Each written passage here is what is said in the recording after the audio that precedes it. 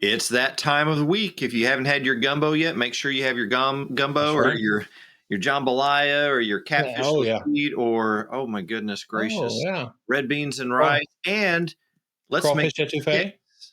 Yeah. Crawfish etouffee. Absolutely. Crawfish season, though, we're kind of out of the season, but Yeah. still good. Still good. That's Can't right. argue. Can't argue with Especially that, Darren. a good etouffee. You can't go wrong. Mhm. That's So let's also make some picks. absolutely. Game of the week that we talked about in our main episode earlier this week is 11 o'clock in Nashville. LSU is traveling to face Vanderbilt. LSU ranked currently 10th in the country, facing the 17th ranked Vanderbilt Commodores in a matchup of teams with identical records, both with quarterbacks who kind of carry their teams, even though Diego has done a better job to this point than Garrett Nussmeier has. Points per game, very different. Vanderbilt, much higher than LSU, but the defensive yards per game is a different. So as we talked about in our main episode, Darren, this something's going to have to give here. Yep. And do I have to ask you who you're picking? I was to say, do we even have to say out loud where we think this game's where I think it's going to land, where you think it's going to land? I think that's pretty obvious. What do you think? Yeah. I only got one thing to say. In the words of Coach O, go Tigers. See, I wish all we've got is our little anchor down. Coach O saying go Tigers is so much stronger, but anchor down. Come on. We'll come up with a go Diego go or something. Go Diego, go. You need to work on that. Our second game is another early game, 11:45 start on the SEC network. The Oklahoma Sooners, coming off of that loss to Texas, currently ranked 14th in the country, traveled to Columbia to face the unranked South Carolina Gamecocks. Darren, who do you like in this one? I picked this as my upset game, and I'm going to roll with it. I just a blind faith in Lenore Sellers and him picking a game to just kind of show out and show what he can do. I think that's what's going to happen in this game. I know Oklahoma's favored by 5.5, but I'm going with the Gamecocks. How about you, Ben? I'm going to go with the Sooners. I think we're going to see a healthier Mateer. Plus, if we're honest, Lenore Sellers is a great talent, but South Carolina's offense is atrocious. What are Absolutely. they ranked 100th and something in offensive production? They've got 3 losses this season already because they can't capitalize off of turnovers that their defense generates. They've got a pretty solid defense, Yeah. but I think that lack of offensive production, and you can't put it all. Someone else has to step up if South Right. Carolina is going to pull off a win. I think overall, both sides of the ball, Oklahoma is more balanced, and I think the Sooners win. In an afternoon game featuring 2 top 10 SEC teams on ABC, the 4th-ranked Ole Miss Rebels travel to Athens to face the 10th-ranked Georgia or the 9th-ranked Georgia Bulldogs in a clash that most times goes in Georgia's favor, but Ole Yep. Miss comes in undefeated, surviving a scare from Washington State last week. When you look at this game, Darren, what's your gut tell you? I think that one of the big things that stands out to me immediately is we've got to see what Trinidad Chambliss can do consistency wise. He's got to be kind of the key component for Ole Miss. How hard can this Georgia defense shake him? Because I don't care who the opposing quarterback is, the Georgia defense is going to shake you. That's just an absolute truth. But I think that will really tell us kind of the flow of this game and what's going to happen. Man, this one honestly is a hard one because this year I believe in this Ole Miss team. I think if this game was in Oxford, I could pull that trigger and say this is an Ole Miss win. But even the odds makers, with it being in Athens, Georgia's a 7.5 point favorite. I think I'm going to roll with that. I think Georgia wins this game. How about you, Ben? Yeah, it's hard to it's hard to pick against Kirby Smart. That's right. Uh, Great coach. That's right. We're just applauding him. Yeah, that's right.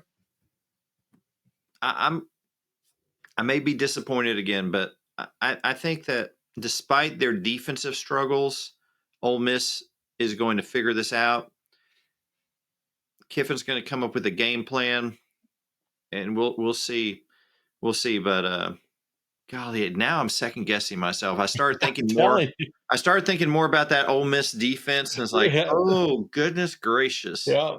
Oh, what the heck? You only live Go once. for I'll it. go with the That's right. Reds. Go for it. Yeah, see, that was my thing. Every time I'd be like, well, Ole Miss this and Ole Miss that and Lane Kiffin this and like, how about they're playing Georgia in Athens? It's just like that would pop in your head, like, oh no. In another afternoon game in Fayetteville, Arkansas, the currently undefeated fourth Mhm. ranked Texas A&M Aggies travel up north to face an Arkansas Razorback program that recently dismissed its head coach, has an offensive coordinator who's vying for the job, but a lot of uncertainty up in Fayetteville. You know, Does that help A&M or does that give Arkansas extra motivation in this game? Who do you like, Darren? this game is always a little bit crazy. The fact of it being in Fayetteville might add a little bit to it. That being said, Taylon Green is an incredible talent at quarterback. But man, that dude can turn the ball over, and you cannot do that against this A&M defense. The offense will make you regret it, and I think that's what happens. That's the story of this game. I think this is definitely an A&M win. Yeah, speaking of quarterbacks, I don't see Arkansas being able to have an answer for the A&M quarterback Marcel Reed. I No, think agree completely. I think a big win for the Aggies. In another Saturday afternoon game, SEC Network, the Mississippi State Bulldogs, led by head coach Jeff Lebby, traveled to Gainesville to face Billy Napier's Florida Gators. Another disappointing season for Florida, but they're going to be at home. Mississippi State struggled in the past. Who do you like? Uh, I think this could almost be a toss-up game in a neutral site, truthfully. But I think the fact that it's in Gainesville, I think we are seeing a different DJ Lagway than we saw in the first part of the season. Whether that be because of an injury, an increased comfort level, whatever it is, and I think this is a Florida win. How about you? Yeah, I'm gonna go with the Gators as well. I like what Jeff Lebby's doing. I just don't think they're there yet. Yeah, Great strides from year one to year two, but Florida is going to play like a desperate team. yeah, I agree. In a Saturday evening game on ESPN, the Texas Longhorns travel from Austin to Lexington, Kentucky, to face Mark Stoops' Kentucky Wildcats squad. Unfortunately, like Florida, another disappointing season for Kentucky, Hmm. not meeting expectations. But Texas, preseason number one, dropped out of the rankings. Now they're at 21 after their upset win against Oklahoma. Maybe on the right track. You look at this game, is this danger for Texas? Does Kentucky pull out a miraculous win here, or does Texas roll? Well, let me join the rest of Longhorn Nation when I say Arch is back, Heisman back. No, I'm just kidding. I'm not saying that. But I do think we are going to see another step this week for Arch Manning. I do think there's an obvious confidence boost that comes from what happened in that Oklahoma game, the way he looked. He was not perfect. He was not great. He was not a Heisman candidate, but he played a good, solid game, and that's a great foundation to gain confidence. And I think we'll see that continue to grow this week. And I think this could get I think this could get ugly because if Texas comes out slinging, Steve Sarkisian obviously can game plan. They come out slinging, get up 2 or 3 scores before Kentucky even has time to turn around twice. I think it could get out of hand in a hurry because things are shaky in Lexington throughout the entire locker room, would be my guess. How about you? Yeah, it is. We're about midway through the month of October, which in Mhm. Lexington they call the beginning of basketball season. I, Absolutely. I've got Texas winning. In a game overshadowed by the lyrical controversy of Dixieland Delight, the Tennessee Volunteers, ranked 11th, traveled to Tuscaloosa to face the 6th ranked Alabama Crimson Tide after their opening game of the season loss. They have been on cruise control, but Tennessee has been no slouch either. These are Yep. two Titans that are meeting in a major SEC matchup.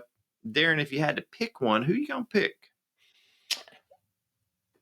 Based on everything you're seeing from Ty Simpson, that running back core, their receiving core, um, it's in Tuscaloosa. This is an Alabama win. They are going to continue to show us who they are and just exactly how effective this Ryan Grubb offense is.